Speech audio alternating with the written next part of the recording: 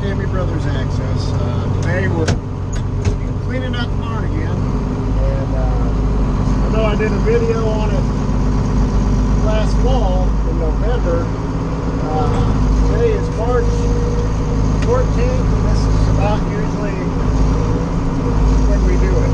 So try and get it out, and some of it's spread before we plant corn.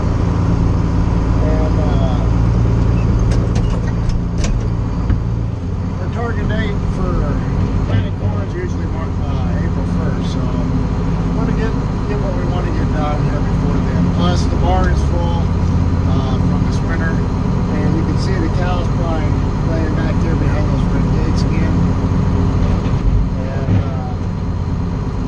anyways, we got a crew of 3 of us today. Myself, my brothers, Aaron and Michael, running on it. It's no different than any other time. It just makes for a really long day, but we support it. Alright, so you can see the steam coming off this bedding here. Means that we successfully kept a heat on the bedding this winter. Which can be kind of hard to do in the cold months of winter, but one thing we've learned is to keep the barn slightly under stock through the winter, and it'll help you keep a heat on it. But here's the new to us spreader at work, and there's 2 things I really like about this spreader over our old one. The first being that it's not a bucket of rust and falling apart, and the other is that I can take sharp corners like that.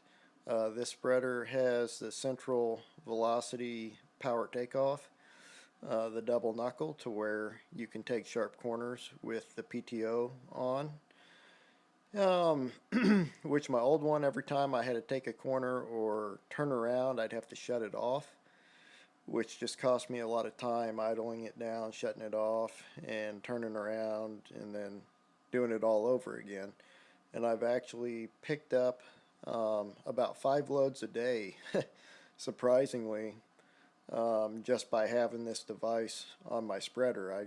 I got 20 loads this day, whereas before I would have only gotten 15. So it sometimes can surprise you at some of the little things that can waste a lot of time. So I'll never own another spreader without the central velocity power takeoff again. So here we are, coming up back up to the barn to get loaded. That's the manure pit there, and we're cleaning out of this east end of the barn today, and here's our outfit, our fleet of 3 4430s. Aaron was loading the one with the dump wagon there, and he'll haul that over here and dump it beside this giant pile that we're making, and then Michael will go ahead with that tractor and push it up and make a nice tall pile to spread at a later date. So and you can see our makeshift curtain there flapping in the wind. Cows are really good about tearing that thing apart by the end of the winter. But yeah, it's kind of fun getting everybody together and working like this. We kind of got a system down and get a lot done in a short amount of time.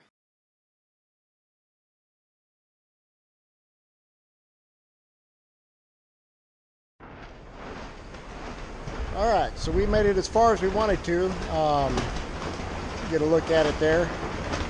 We made it, this is about a quarter of the way down the barn, and you can see how deep it is.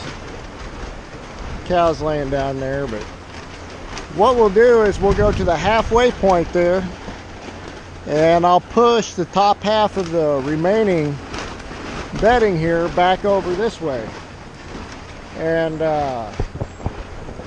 what that'll do is leave us a base in here, so that we still have the composting bacteria in here to continue the process.